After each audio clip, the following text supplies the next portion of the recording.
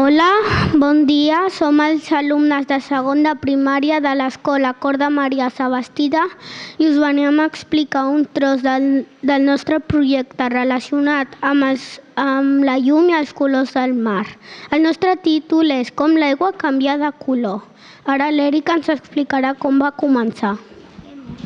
Al segon trimestre vam fer el projecte del món submarí i ens vam preguntar com l'aigua canvia de color perquè l'aigua del mar no sempre la veiem del mateix color.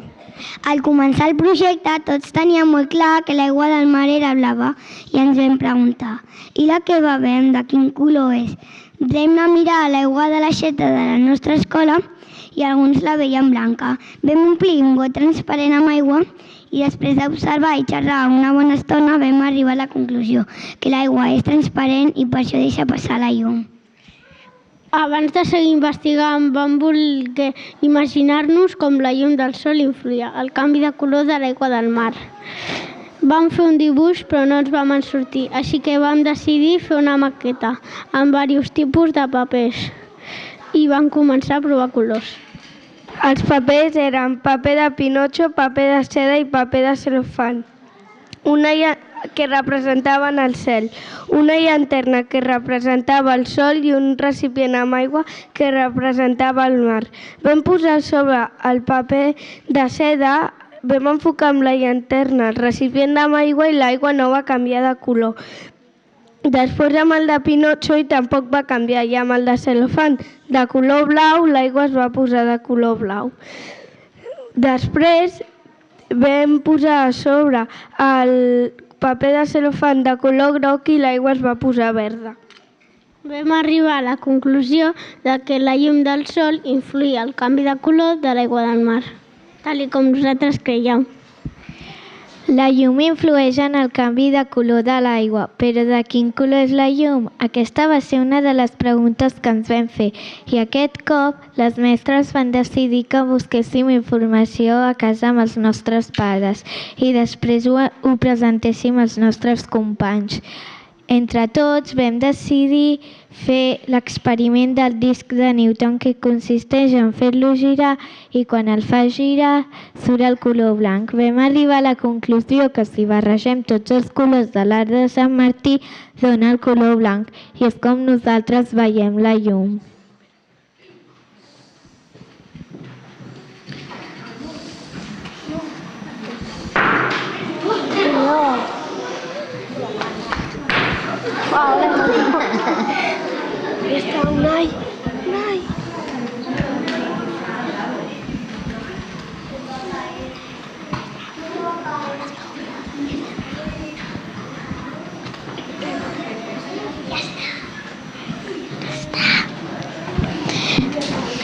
Amb un disc i amb una espelma, amb l'espelma si la posem per darrere, surt l'arc de Sant Martí en el disc i aquest és un altre experiment que vam fer per saber de quin color és la llum.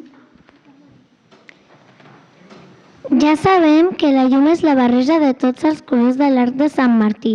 Llavors ens va sorgir el dubte de si la llum tenia alguna relació amb els colors dels objectes.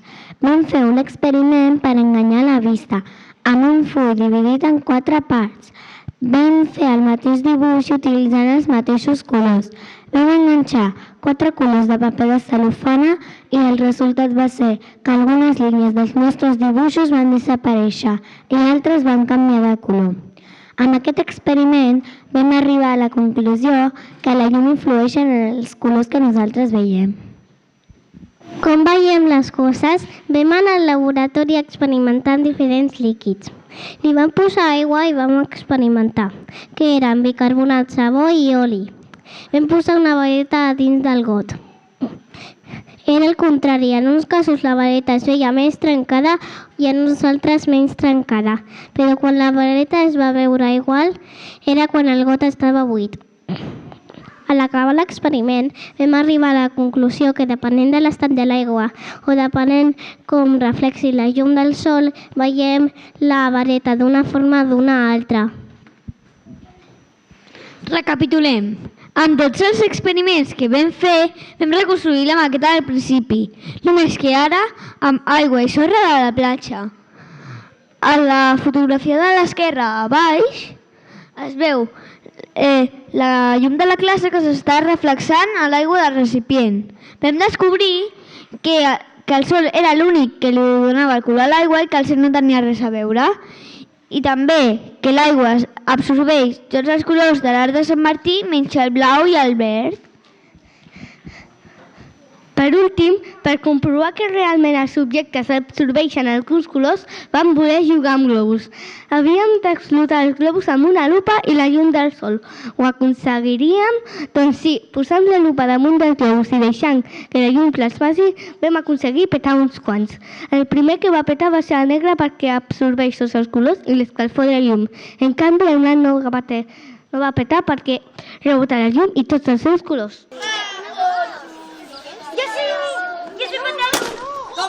Molt bé! Molt bé!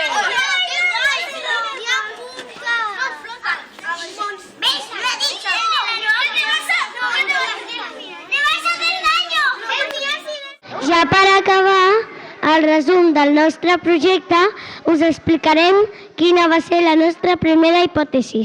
La nostra primera hipòtesi va ser que l'aigua del mar era blava perquè el cel reflexava. Doncs no, era fals. El sol tirava els restos de sol a l'aigua i l'aigua absorbia tots els colors de l'arc de Sant Martí menys el blau i el verd. Tots els colors menys el blau i el verd. I l'aigua podia canviar depenent de la profunditat o de l'estat de l'aigua si n'hi ha més algues o menys contaminació. Per això la podem veure d'un color o d'un altre.